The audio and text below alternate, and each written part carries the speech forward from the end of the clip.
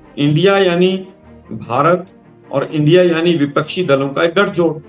और अगर गठजोड़ की तुलना एक देश के प्रधानमंत्री आतंकी संगठन से कर रहे हैं, तो आप समझ लीजिए कि मोदी जी का चेहरा कितना मुरझाया होगा अंदर से। ये बहुमत का जो अहंकारी आतंक देश के अंदर चल रहा है, मैं रिपीट कर रहा हूं, बहुमत का जो आतंकी, जो अहंकारी आतंक है कि हमारे पास बहुमत है, हम जो चाहेंगे कर देंगे। मैं तो केवल एक बात कहना चाहूंगा 4 PM के दर्शकों से कि 4 PM सबसे ज्यादा देखे जाने वाला ऑनलाइन चैनल है। 2014 के बाद मोदी जी ने कोई एक FIR की हो जिसमें एक व्यक्ति कन्विक्ट हो गया हो, तो 4 PM न्यूज के दर्शक सोचें, एक भी FIR इस सरकार ने नहीं की है जो अंजाम तक पहुंचती हो। लेकिन तमाम भ्रष्टाचारी इनके यहां आते हैं, वो वॉशिंग मशीन में धुल जाते हैं। देश के प्रधानमंत्री USA में बोल सकते हैं, फ्रांस में जाकर बोल सकते हैं, मेरा बूथ सबसे मजबूत में भाषण दे सकते हैं, लेकिन मणिपुर पर संसद में आकर भाषण नहीं दे सकते। मणिपुर में डबल इंजन की सरकार थी, उसके बावजूद 6000 हथियार कैसे लूटे, 3 लाख कारतूस कैसे लूटे गए, कैसे वहां की पुलिस ने 900,000 लोगों के बीच में 2 महिलाओं को निर्वस्त्र करने के लिए छोड़ दिया। दिल्ली में दंगे हुए, मोदी जी मौन। आप देखिए, अडानी वाला विषय हुआ, मोदी जी मौन। राफेल वाला विषय हुआ, मोदी जी मौन। विषय कोई होता है, मोदी जी बोलते कुछ है। एक फौजी जो कारगिल कहता है, मैं कारगिल में देश को बचा लाया, लेकिन अपनी पत्नी को नहीं बचा पाया, क्या ऐसा कहीं पर हुआ? ये तो केवल देश के प्रधानमंत्री की कुत्सित मानसिकता है कि वो किस तरह से मुद्दे को भटकाएं। नमस्कार, मैं हूं संजय शर्मा। आप देख रहे हैं 4 PM न्यूज नेटवर्क। कांग्रेस जाल बिछा रही है कि हमारे साहिब प्रधानमंत्री जी किसी तरह उस जाल में फंस जाए। कितना भी हमला बोला, मणिपुर के वीडियो जारी किए, मणिपुर की घटनाएं जारी करी, पूरी दुनिया में मणिपुर मणिपुर हो गया, लेकिन साहिब नहीं बोले। साहिब एक दिन बोले, जिस दिन सुप्रीम कोर्ट के चीफ जस्टिस ने कहा कि हम इस वीडियो से बहुत दुखी हैं, हम देख रहे हैं सरकार कुछ करेगी या नहीं करेगी, और सरकार नहीं करेगी तो हम कुछ करेंगे, हम ऐसे चुपचाप नहीं बैठ सकते। उस दिन साहब को लगा कि अब मामला गड़बड़ है। साहब आए और गेंद फिर से कांग्रेस के पाले में फेंक दी। कह दिया कि मणिपुर हो, छत्तीसगढ़ हो, राजस्थान हो, सबके मुख्यमंत्रियों को कानून व्यवस्था अच्छी करनी चाहिए, महिलाओं का उत्पीड़न नहीं होना चाहिए। छत्तीसगढ़ और राजस्थान को मणिपुर से कनेक्ट कर, और साहेब की पालतू गोदी मीडिया को बस साहेब के मुख बिंदु से कुछ झड़ जाए, कुछ कह दे, साहेब शो होने लगे। Manipur to Chhattisgarh, Manipur to Rajasthan. साहेब के करीबी, साहेब के सर्वे सर्वा ने कहा कि बहुत दिखा दिया मणिपुर, सीमा हैदर दिखाओ। सारे चैनल सीमा हैदर पाकिस्तान से आई, सीमा हैदर की आशिकी, भाभी प्रेग्नेंट हो गई, भाभी ने डांस किया, भाभी टॉयलेट गई, शो चलने लगे, जिससे मणिपुर की चर्चा से आपका दिमाग हट जाए। लेकिन कांग्रेस को लगा कि प्रधानमंत्री संसद में तो आएंगे ही नहीं, बोलेंगे नहीं, तो फिर कांग्रेस ने जाल बिछाया। कहा मीटिंग करी, इंडिया की मीटिंग करी। इंडिया मतलब कांग्रेस के सब सहयोगी दलों से बात करी, फोन पे बात करी, खड़गे जी ने बात करी, राहुल जी ने बात करी। फिर तय हुआ कि अविश्वास प्रस्ताव ले आया जाए, सरकार के खिलाफ अविश्वास प्रस्ताव लाया जाए। ये बात सभी जानते थे कि अविश्वास प्रस्ताव मंजूर नहीं होगा, इतने सांसद नहीं हैं। लेकिन ये बात भी सब जानते थे कि अगर अविश्वास प्रस्ताव आ गया तो फिर इस पर चर्चा होगी, लंबी चर्चा होगी, और लंबी चर्चा होगी तो मणिपुर की घटनाओं का बताया जाएगा। ये कहा जाएगा कि मणिपुर को लेकर दुनिया में हम कितने शर्मिंदा हैं। ये कहा जाएगा कि मणिपुर को लेकर दुनिया थूक रही है हम पे, कि किस तरह महिलाओं के कपड़े उतार के उनके साथ शोषण किया गया, उनके वीडियो बनाए गए। हमारे प्रधानमंत्री नहीं बोले, मौन रहे। ये कहा जाएगा कि मणिपुर की सरकार को बर्खास्त करने की हिम्मत नहीं जुटा पाए प्रधानमंत्री जी। ये सारी बातें संसद में कही जाएंगी जब अविश्वास प्रस्ताव आएगा। लिहाजा आज कांग्रेस ने अविश्वास प्रस्ताव लाने का ऐलान कर दिया। इस बीच में मुझे लगता है कि सरकार के दिन अच्छे नहीं चल रहे। राज्यसभा में हंगामा चल रहा था और खड़गे जी का माइक ऑफ हो गया। खड़गे जी का माइक ऑफ हुआ तो खड़गे जी के तेवर बिगड़ गए और खड़गे जी ने कहा ये मेरा विशेषाधिकार हनन का मामला बन रहा है, मेरा माइक बंद कर दिया गया, मैं इतना सीनियर एमपी हूं, मैं अपनी बात कहने जा रहा था, मेरा माइक बंद कर दिया गया। और यहीं से बात कांग्रेस ले उड़ी। कांग्रेस के कुछ नेताओं ने शुरुआत की और सोशल मीडिया पे ये बात आग की तरह फैल गई कि कांग्रेस के एक सबसे बड़े दलित नेता का माइक बंद कर दिया गया। सोशल मीडिया पे लोग कहने लगे कि दलितों को गांव में नहीं बोलने दिया जाता, दलितों को शहरों में नहीं बोलने दिया जाता, अब दलितों को सदन में भी नहीं बोलने दिया जाता। तब ये बात आई कि अब इसको अगर कांग्रेस मुद्दा बना ले, एक माइक लेकर मोहल्ले मोहल्ले, गली गली, गांव गांव, डगर डगर कांग्रेस घूमने लगे कि ये वो माइक है, ये वो आवाज है जो दलितों की आवाज बंद कर दी गई, अब उस आवाज को उठाने का वक्त आ गया है। अगर कांग्रेस दलितों के बीच ये संदेश देने में कामयाब रही कि सरकारी क्षेत्रों को निजी क्षेत्रों में बेचकर, उनके हाथों में सस्ते दामों में बेचकर आरक्षण को खत्म किया जा रहा है, अगर कांग्रेस ये बात बताने में सफल रही कि मौजूदा हुकूमत दलितों के खिलाफ उत्पीड़न कर रही है, उन पर अत्याचार कर रही है, तो साहब करिए दिल्ली बहुत दूर हो जाएगी। कांग्रेस की अंदरूनी राजनीति बहुत मुखर हो रही है। अंदरूनी राजनीति मैंने इसलिए शब्द इस्तेमाल किया कि अब ये अंदरूनी राजनीति विरोध में नहीं, पार्टी में टांग खिंचाई में नहीं, अंदरूनी राजनीति अब पार्टी को एकजुट होने के लिए हो रही है। मेरे सूत्र बता रहे हैं कि विचार तो इस बात पर भी हो रहा है कि खड़गे जी को 2 सीटों पर चुनाव लड़वा दिया जाए और उसमें से एक सीट उत्तर प्रदेश की हो, रायबरेली हो, जहां से संभवतः सोनिया गांधी इस बार चुनाव नहीं लड़ेंगी बीमारी की वजह से। आज ये बात साफ कर लीजिए, समझ लीजिए कि अगर खड़गे जी उत्तर प्रदेश से चुनाव लड़ गए, समाजवादी पार्टी के साथ गठबंधन हो गया, तो भारतीय जनता पार्टी को 200 सीटों तक पहुंचना भी असंभव हो जाएगा। उत्तर प्रदेश में जिन दलित वोट को बीजेपी अपना मान के बैठी है, यह मान रही है कि मायावती वही करेंगी जो हम चाहेंगे, अगर खड़गे जी उत्तर प्रदेश में आ गए तो राजनीति का सारा इतिहास और भूगोल बदल जाएगा। कांग्रेस के इन सारे हालातों पर, खड़गे जी के माइक बंद करने पर, खड़गे जी को अपमानित करने पर और देश की राजनीति पर, मैं आज आपको कांग्रेस के सबसे फायर प्रवक्ता, तमाम टीवी चैनलों पर आप जिनको देखते रहते हैं, अपने तर्कों से वो जो धज्जियां उड़ाते हैं, ऐसे कांग्रेस के फायर, जिन्हें आग लगना कहते हैं ना, आग लगाने वाले प्रवक्ता, आग गलत सेंस में नहीं, आपकी भावनाओं में आग लगाने वाले, आपको सच दिखाने वाले, तीखा तीखा बोलने वाले, ऐसे कांग्रेस के प्रवक्ता आलोक जी आज मेरे साथ हैं। मैं सीधे आलोक जी के पास आपको लेके चलता हूं और आलोक जी से कुछ सवाल करूंगा और उनके जवाब क्या होते हैं।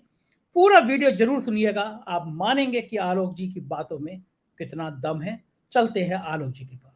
आलोक जी, स्वागत है आपका 4 PM में। और हम ये समझना चाहते हैं, सभी जानते हैं, देश का बच्चा बच्चा जानता है कि आप जो अविश्वास प्रस्ताव कांग्रेस लेकर आई है वो पास नहीं होने वाला। भारतीय जनता पार्टी के सांसदों का इतना हृदय परिवर्तन नहीं हो रहा कि वो मोदी जी के खिलाफ जाके वोट कर दें, तो फिर ये संसद में आप लोग नूरा कुश्ती क्यों कर रहे हैं? देखिए संजय भाई, ये नूरा कुश्ती नहीं है, ये संवैधानिक अधिकार है कि जो जिस तरह से एक व्यक्ति जो अपने आप को larger than king size PM समझता हो, जो संसद के अंदर आकर भाषण नहीं देना चाहता हो, मणिपुर 84 दिन से जल रहा हो, महिलाओं के साथ क्या घटनाएं घट रही हैं वो पूरा देश देख रहा है, केवल संसद के बाहर आकर दंडवत हो जाना और फिर संसदीय परंपराओं को ठेंगा दिखा देना इस मदारी सरकार का रोज का काम हो गया।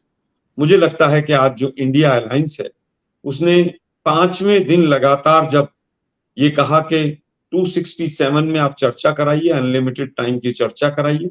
मणिपुर का जो मामला है वो दूसरे राज्यों में फैल रहा है और ये राष्ट्रीय महत्व का विषय है, लेकिन देश के प्रधानमंत्री यूएसए में बोल सकते हैं, फ्रांस में जाकर बोल सकते हैं, मेरा बूथ सबसे मजबूत में भाषण दे सकते हैं, लेकिन मणिपुर पर संसद में आकर भाषण नहीं दे सकते। जब सुप्रीम कोर्ट ने संज्ञान लिया सुबह 10 बजे, तो 11 बजे देश के प्रधानमंत्री आए और संसद की चौखट के बाहर आकर और मीडिया के सामने आकर अपना वक्तव्य देकर चले गए। एक तरफ आप संसद को मंदिर मानते हैं, दूसरी तरफ आप संसदीय परंपराओं का अपमान करते हैं।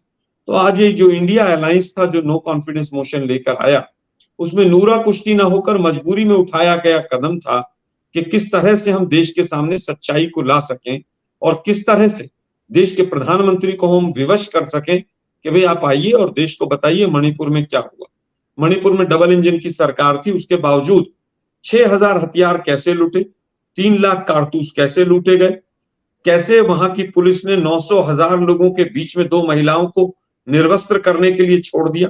वहां के मुख्यमंत्री आज भी क्यों बने हुए हैं जो कह रहे हैं कि ऐसी सैकड़ों घटनाएं हो गई हैं। तो मोदी साहब को मन की बात छोड़कर और मणिपुर की बात करने के लिए हमने रास्ता अपनाया। मोदी जी हमेशा क्या करते हैं संजय जी, कि वो शब्दों के साथ बाजीगरी करते हैं, खेल जाते हैं और अपना उन्होंने एक ऑरा बनाया हुआ है कि वो पता नहीं कितने बड़े विश्व गुरु हैं और कितने बड़े वो ज्ञानी हैं। मुझे लगता है कि उनको मणिपुर की चीत्कार सुनाई नहीं दी और मणिपुर में जिस तरह से जो चीजें हुई वहां पर, उसके बाद भी केंद्र सरकार ने अपनी पावर्स को यूज नहीं किया, इसलिए आज इंडिया अलायंस को ये रास्ता अपनाना पड़ा। आलोक जी, आपकी बातों से ये झलक रहा है कि आप अविश्वास प्रस्ताव से ज्यादा ये चाहते हैं कि किसी तरह संसद में आके प्रधानमंत्री बोल दें।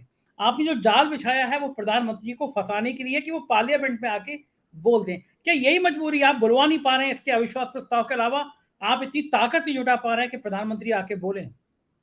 देखिए, मुझे लगता है आप तमाम विषय देखिए, दिल्ली में दंगे हुए, मोदी जी मौन। आप देखिए अडानी वाला विषय हुआ, मोदी जी मौन। राफेल वाला विषय हुआ, मोदी जी मौन।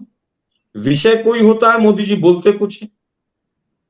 इतना बड़ा विषय ईडी के डायरेक्टर के साथ सुप्रीम कोर्ट ने जो किया, देश के प्रधानमंत्री मौन। हर चीज पर देश के प्रधानमंत्री मौन हो जाएं और बचकर निकल जाएं, ये ठीक नहीं है। ये बहुमत का जो अहंकारी आतंक देश के अंदर चल रहा है, मैं रिपीट कर रहा हूं, बहुमत का जो आतंकी जो अहंकारी आतंक है कि हमारे पास बहुमत है, हम जो चाहेंगे कर देंगे।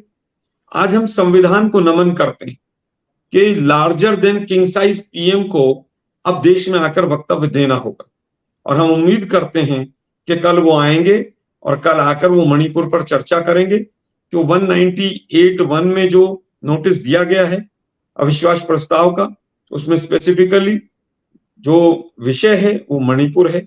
मणिपुर पर आए, बताएं वहां पर क्या हुआ, क्यों हुआ, कैसे हुआ, डबल इंजन की सरकार कैसे फेल हुई, केंद्र ने अपनी पावर्स का यूज क्यों नहीं किया, गवर्नर क्या कर रहे थे, सरकार क्यों चुप थी। इन तमाम विषयों के ऊपर आकर अपना वक्तव्य रखें। आलोक जी, प्रधानमंत्री ने तो जब बोला तो बता दिया कि मणिपुर की घटनाओं पे दिल दहलता है, चाहे मणिपुर हो, चाहे छत्तीसगढ़ हो, चाहे राजस्थान हो, कहीं पे भी महिलाओं के अत्याचार हो रहे थे, वहां के मुख्यमंत्री को देखना चाहिए। तो आपकी सरकारों को इशारा कर दिया और उसके बाद तमाम टीवी चैनलों ने दिखाया कि छत्तीसगढ़ और राजस्थान, मणिपुर टू राजस्थान, मणिपुर टू छत्तीसगढ़, तमाम शो हुए, आपने भी देखे होंगे। तो आपकी सरकारों पे भी तो शो हो रहे हैं। संजय जी देखिए, गोदी मीडिया क्या दिखाता है वो बीजेपी डायरेक्ट करती है। अगर 4-6 चैनल 4 PM जैसे हो जाएं तो देश को सच्चाई सामने आने लग जाए। हम जानना चाहते हैं क्या राजस्थान में कहीं या मध्य प्रदेश में, चाहे कोई भी बीजेपी शासित राज्य भी हो, किसी भी राज्य में ऐसा हुआ कि 900,000 लोगों को 2 महिलाएं पुलिस ने सुपुर्द कर दी। एक फौजी जो कारगिल कहता है मैं कारगिल में देश को बचा लाया, लेकिन अपनी पत्नी को नहीं बचा पाया, क्या ऐसा कहीं पर हुआ? ये तो केवल देश के प्रधानमंत्री की कुत्सित मानसिकता है कि वो किस तरह से मुद्दे को भटकाएं। उनका वैसे भी 5D फार्मूला रहता है और 5D में पहला वो डिनाई करते हैं कि ऐसा हुआ ही नहीं। चाइना के मामले में ना कोई आया है, ना कोई घुसा है, ना कोई घुसेगा, पता नहीं क्या क्या क्लीन चिट दे डाली उन्होंने। फिर वो डाइवर्ट करते हैं विषय को। 100 साल पहले ऐसा हुआ था, पंडित नेहरू के टाइम पे ऐसा हुआ था। डाइवर्ट जब नहीं हो पाता फिर वो डिस्टॉर्ट करते हैं, फिर गलत गलत वीडियो लेके आएंगे, टूल किट बताएंगे, तमाम चीजें बताएंगे, फिर वो डिफ्लेक्ट करेंगे कि डिफ्लेक्ट कर दो चीजों को, और जब वो भी नहीं होगा तो फिर वो डिफेम करेंगे। तो अब वो डिफेम की पोजीशन पर पहुंच गए हैं और देश के प्रधानमंत्री का ये 5D फार्मूला एक्सपोज हो, इसलिए उनको संसद में आना होगा और भाषण देना। आलोक जी, क्या लगता है कि संसद में जब वो आएंगे और पीछे पीछे मोदी मोदी के नारे लग रहे होंगे, बहुत छोटी संख्या है आप लोगों की, वो जो शोर होगा संसद में उनके वेलकम का, मेजें थपथपाई जा रही होंगी, मोदी मोदी के नारे लगे होंगे, छोटी सी संख्या, आप लोग कहाँ देखेंगे उसमें? अगर मोदी जी भाषण देने आते हैं, सरकार के खिलाफ अविश्वास प्रस्ताव है और उसमें मणिपुर विषय है, और उसके बाद भी अगर मोदी मोदी के नारे लगते हैं तो खुद उनको लज्जा आनी चाहिए। बालासोर में सैकड़ों लोग ट्रेनों में कट के मर गए और इनके अंधभक्त वहां पर भी मोदी मोदी के नारे लगा रहे थे। तो मुझे लगता है कि सांसदों में अगर थोड़ा सा भी कहीं जमीर होगा, चाहे वो भाजपा के हो चाहे इनके सहयोगी दलों के होंगे, तो कम से कम अविश्वास प्रस्ताव और मणिपुर की घटना के बाद मोदी मोदी नारे लगाएंगे तो स्वयं अपनी आत्मा में झांक कर देखेंगे। मैं ये जानना चाहूंगा आलोक जी, चूंकि आप दिल्ली में रहते हैं, तमाम बड़े बड़े नेताओं से आपके संबंध हैं, आप बहुत राजनीति को करीब से देखते हैं, बड़े नेताओं में ऐसी कौन सी चीज पैदा हो जाती है, वो संसद में नहीं आना चाहते, वो आपको थोड़ा निचले स्तर का, मतलब बाकी सांसदों को क्या निचले स्तर का देखते हैं, या साइकोलॉजी क्या है उनके, प्रधानमंत्री की आपको क्या लगती है? मैं कहूंगा कि देखिए, बहुत प्रधानमंत्री इस देश ने देखे, पंडित नेहरू जैसे स्टॉलवर्ड देखे हैं, इंदिरा गांधी जी जैसी बोल्ड लेडी देखी हैं, डॉक्टर मनमोहन सिंह जी जैसे बड़े बड़े अर्थशास्त्री देखे हैं, अटल बिहारी वाजपेयी जैसे वाकपटु प्रधानमंत्री देखे हैं देश ने। लेकिन मुझे लगता है इस बार जो प्रधानमंत्री हैं वो केवल अपनी स्वस्तुति में ही पूरा समय निकाल देते हैं। उनको लगता है बस मेरे से ज्यादा ना तो बड़ा कोई विद्वान हुआ है। वो आज भी अपने आप को संसद से ऊपर मान रहे हैं, देश से ऊपर मान रहे हैं। तमाम विषय, गंभीर विषय जितने होते हैं, उनको सबको कैसे बाईपास करना है, मुझे लगता है वो देश के प्रधानमंत्री की आदत बन चुकी है। संसद में संगोल आएगा, सिंगोल आएगा और सिंगोल को पूजा करने वाले साधु आएंगे, हमें साधुओं से आपत्ति नहीं है, लेकिन वो संगोल अब मणिपुर के मामले में क्या कर रहा है, देश ये जानना चाहता है। 3 मई को घटना घटती है, उसके बाद से आज तक देश के प्रधानमंत्री खामोश रहते हैं। 4 मई को एक घटना इतनी नृशंस घटती है जिसका वीडियो वायरल होता है 2 महीने के बाद लगभग, उसके बाद नींद से जागती है सरकार, और वहां के मुख्यमंत्री कहते हैं कि इस तरह की 100 से ज्यादा घटनाएं हुई हैं। इंटरनेट हमने इसलिए बंद कर दिया कि इस तरह की घटनाएं वायरल ना हो। तो मुझे लगता है देश के प्रधानमंत्री को अब देश को जवाब देना होगा, और जरूर देना। आलोक जी, आप लोग जानबूझकर राजनीति के कुछ संवेदनशील मुद्दे उठाते हैं। खड़गे जी ने आज जो माइक बंद होने की बात कही और कहा कि मेरा अपमान हुआ, मुझे बात नहीं करने दी गई, तो आपके कांग्रेस से कुछ नेता लोग कह रहे थे कि एक दलित नेता को राज्यसभा में बोलने नहीं दिया गया। तो आप ये ट्रम्प कार्ड यूज कर रहे हैं, खड़गे जी का दलित होना कांग्रेस एक ट्रम्प कार्ड की तरह इस्तेमाल कर रही है खड़गे जी को। देखिए, मुझे लगता है खड़गे जी दलित हैं, इसमें कहीं पर दो राय नहीं। हम तो कह रहे हैं बीजेपी भी किसी दलित को अपना अध्यक्ष बनाए, दलितों का मान सम्मान होना चाहिए, इसमें कहाँ दिक्कत। वो एक सांसद हैं और बहुत पुराने सांसद हैं। अगर उनका माइक बंद कर दिया जाता है, राहुल गांधी जी का माइक बंद कर दिया जाता है, तो स्वाभाविक है कि सबको दर्द होगा। लेकिन दुर्भाग्य इस बात का है कि देश की राष्ट्रपति, जिनको पूरी बीजेपी ने पीठ थपथपाकर अपनी ये कहा कि हमने ट्राइबल महिला को राष्ट्रपति बनाया, आज जब ट्राइबल्स के साथ इस तरह का अन्याय हो रहा है, तब वो ट्राइबल महिला होने के नाते उनको कम से कम सरकार को कटघरे में तो खड़ा करना चाहिए। तो ये विक्टिम कार्ड नहीं है, माइक किसी का भी बंद हो, ये बहुत दुर्भाग्यपूर्ण है भारतीय लोकतंत्र के लिए, और हम चाहते हैं कि इस तरह की घटना दोबारा न। आलोक जी, कांग्रेस ने उन दलों से भी बातचीत शुरू करी, आप एक जगह बैठे, जो दल आपके धुर विरोधी थे। कांग्रेस के कई नेता मुझसे व्यक्तिगत कह चुके कि वो अरविंद केजरीवाल को पसंद नहीं करते, बावजूद इसके आप अरविंद केजरीवाल के संग अलायंस में हैं, ममता बनर्जी के संग अलायंस में हैं। आपको लगता है ये चुनाव तक ये गठबंधन चल पाएगा आप लोगों का? देखिए, मुझे लगता है कि ये बहुत बड़ी स्ट्रेंथ होगी इस गठबंधन की, कि हमारे तमाम बड़े बड़े जो हमारे आपसी मतभेद हैं उनको भी भुलाकर, संजय जी, हम आपस में साथ आकर मिले तो सोचिए कि किस तरह का लोकतंत्र का हनन हो रहा होगा इस देश के अंदर, संविधान किस तरह से खतरे में होगा, लोकतंत्र कहां कटघरे में खड़ा किया होगा। जहां तक आपका प्रश्न है अरविंद केजरीवाल जी के लिए, आज भी बहुत से बिंदु ऐसे हैं, शायद उनको हम एक्सेप्ट ना करें, लेकिन larger interest of the country, और ये गठबंधन केवल कांग्रेस का नहीं है, ये गठबंधन इंडिया का है। ये गठबंधन में तमाम बाकी दल भी हैं। तो हमें ऐसा लगता है कि बाकी गठबंधन के दलों को भी सबकी इच्छा थी कि अब जो भी अपने मतभेद हैं उनको भुलाया जाए और देश हित के लिए जो बड़ा फैसला हो सके उस दिशा में हम आगे बढ़ें। और वही कांग्रेस पार्टी ने बड़ा दिल दिखाते हुए कहा है। आज भी अगर कोई भारत रत्न राजीव गांधी जी से वापस लेने की बात करेगा, सबसे पहला व्यक्ति आलोक शर्मा होगा जो पुरजोर विरोध करेगा। लेकिन आज देश के जो हालात हैं, जिस तरह से तमाम संवैधानिक संस्थाएं बंधक होती नजर आ रही हैं, मुझे लगता है कि ये देश के हित में लिया गया सही समय पर सही फैसला है। आलोक जी, आपके गठबंधन में उत्तर प्रदेश में एक बड़ा चेहरा है मायावती जी, दलितों का एक बड़ा नाम है, बड़ा चेहरा है, लेकिन आपने उनसे बात भी करने की जरूरत नहीं समझी, संवाद नहीं किया, तो मायावती को आप लोगों ने किनारे को छोड़ दिया। देखिए, मायावती जी का जो इतिहास रहा, मायावती ने जिस तरह से तमाम मौकों पर बीजेपी का साथ दिया, जिस तरह से कोई भी चुनाव रहा, कहीं ना कहीं मायावती ने बीजेपी से पूछकर अपने कैंडिडेट दिए, अपने आप को समाप्त करा लिया, पूरी तरह से बीजेपी के सामने नतमस्तक कर दी अपनी पार्टी को, दलित हितों की अनदेखी की। हमें लगता है कि वो मायावती जी ने अपने आप को और अपनी पार्टी को स्वतः राजनीतिक परिप्रेक्ष्य से और राजनीतिक पटल से दूर कर लिया। अभी देखिए, मणिपुर का इतना बड़ा विषय आया है संजय भाई, मायावती जी को क्या एक प्रेस कॉन्फ्रेंस नहीं करनी चाहिए? क्या उनको एक महिला होने के नाते आवाज नहीं उठानी चाहिए थी? लेकिन ऐसा लगता है बिल्कुल ही बीजेपी की पिछलग्गू बन गई हैं और बीजेपी से बगैर पूछे वो सांस भी नहीं ले पा रही। आलोक जी, पूरे अगर परिप्रेक्ष्य में देखें, आपके पास तमाम फीडबैक आते हैं, जनता के लोग बताते हैं, आपके कार्यकर्ता बताते हैं, इस सरकार के प्रति जो सबसे नाराजगी है, या दूसरे शब्दों में कहूं कि कांग्रेस का जो टारगेट होगा, वो कौन से मुद्दे होंगे जिनको लेकर आप जनता के बीच में जाएंगे? देखिए, मुझे लगता है कि जिस तरह से सबसे पहला तो ये है कि हिंदुस्तान की जो आत्मा है वो इस संविधान और इस लोकतंत्र में बसती है।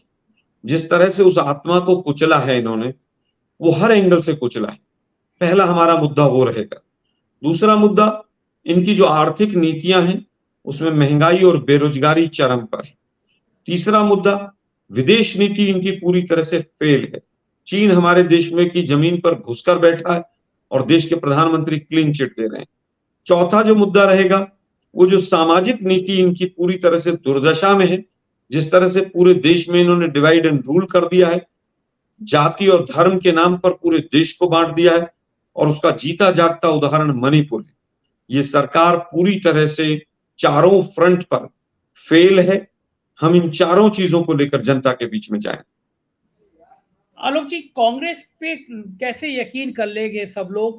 कांग्रेस इतनी मजबूत है नहीं। लोगों को अभी भी लगता है, और एक सवाल बिल्कुल कॉमन आदमी पूछता है कि मोदी के मुकाबले कौन, आपका प्रधानमंत्री का चेहरा कौन होगा? देखिए, मुझे लगता है कि जिस तरह से प्रधानमंत्री महोदय की स्टेटमेंट्स आ रही हैं, इंडिया को लेकर जो स्टेटमेंट्स दी हैं उन्होंने, इंडिया यानी भारत और इंडिया यानी विपक्षी दलों का एक गठजोड़, और अगर गठजोड़ की तुलना एक देश के प्रधानमंत्री आतंकी संगठन से कर रहे हैं तो आप समझ लीजिए कि मोदी जी का चेहरा कितना मुरझाया होगा अंदर से। और अब तो आरएसएस ने भी कह दिया कि मोदी जी के चेहरे पर और हिंदुत्व पर केवल इस बार चुनाव नहीं लड़ा जा सकता।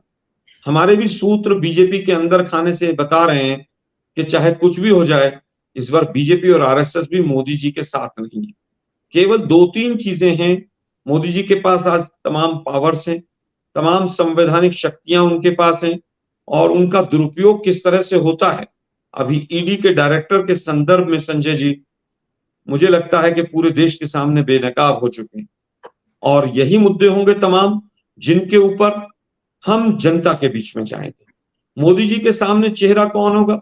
इंडिया पूरी तरह से आज भारतीय जनता पार्टी और जो मोदी साहब की सरकार है, इसके सामने एक मजबूत गठजोड़ के तौर पर खड़ी हो गई। यही हालत है। एक तरफ मणिपुर जल रहा है, दूसरी तरफ देश के प्रधानमंत्री अपनी पार्लियामेंट्री बोर्ड की मीटिंग में इंडिया का जिक्र कर रहे हैं, तो घबराहट और डर उनके यहाँ पर पूरी तरह से परिलक्षित है।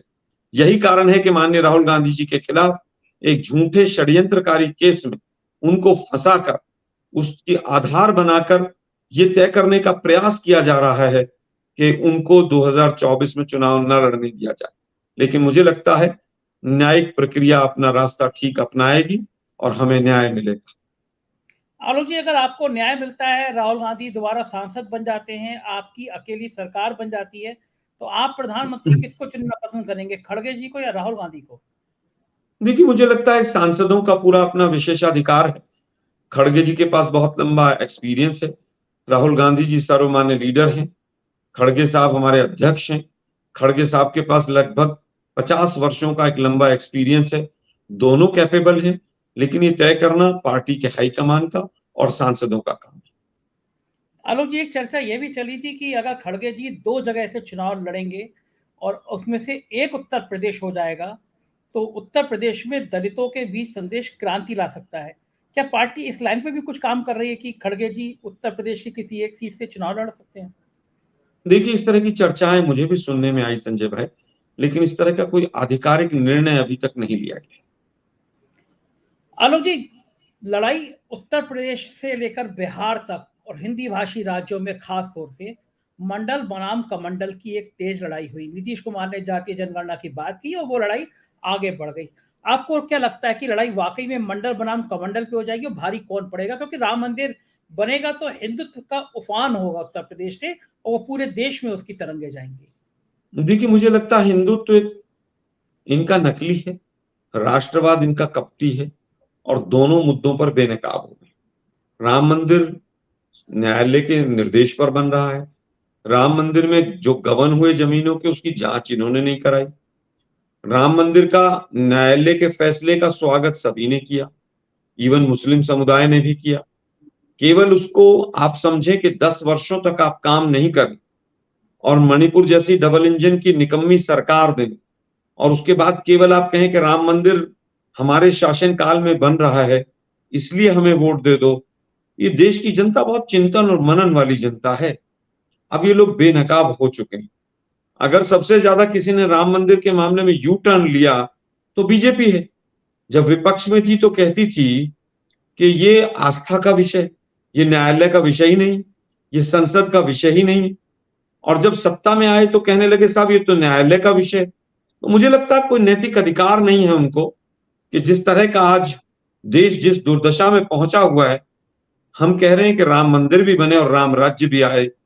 केवल राम मंदिर बन जाए और उसके बाद सरकार जो है हमेशा जिस तरह से अपनी नाकामियों को छुपती हुई के पीछे छुपती हुई नजर आती है, देश की जनता अब इस सरकार को स्वीकार नहीं करे।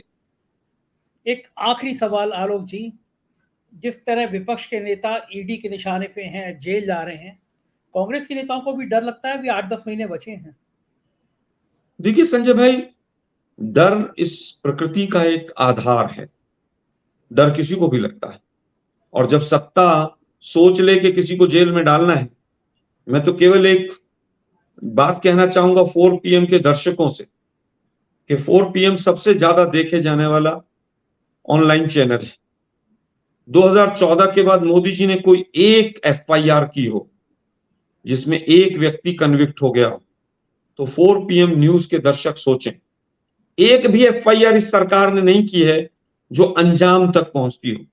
लेकिन तमाम भ्रष्टाचारी इनके यहां आते हैं, वो वॉशिंग मशीन में धुल जाते हैं।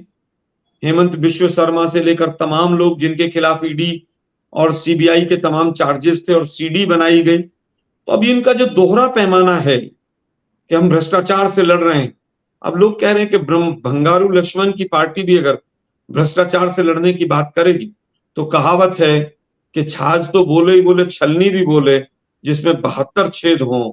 तो बीजेपी अब पूरी तरह से बेनकाब हो चुकी है। मैं फिर कहूंगा 4 PM के दर्शक सोचें कि मोदी जी ने कोई एक FIR की हो और उसमें एक व्यक्ति कन्विक्ट हो गया हो तो हम मान लेंगे कि मोदी जी सीरियस हैं। 9 साल हो गए, सरकार पकौड़े तल रही, एक व्यक्ति को जेल नहीं डाल पाई। पूरा देश करप्ट है, केवल भाजपा करप्शन फ्री। जो भाजपा में जाता है वो बिल्कुल गंगा स्नान करके बैठ जाता है। तो डर सबको लगता है, झूठे केस लगाए जाते हैं, पत्रकारों को 2-2 साल तक झूठे केस में जेल में डाल रखा जा सकता है।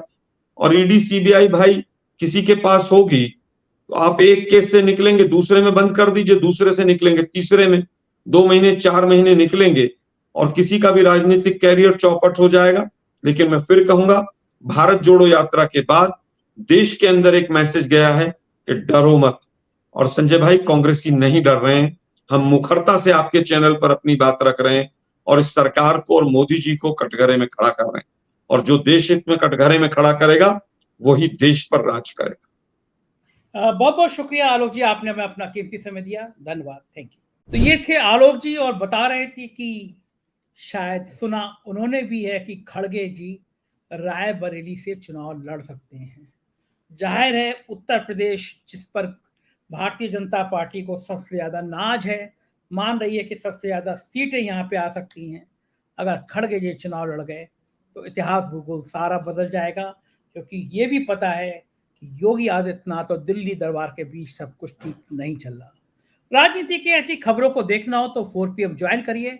देश का सबसे तेजी से देखे जाने वाला चैनल है, सबसे ज्यादा देखे जाने वाले चैनलों में से। आपको पता है कि एक विश्व स्तरीय एजेंसी ने सर्वे किया, आपका 4 PM देश में 4थे नंबर पर है, क्योंकि हर जगह 4 PM देखा जा रहा है। अपनी राय से बताइएगा, ये प्यार बनाए रखिएगा। शुक्रिया।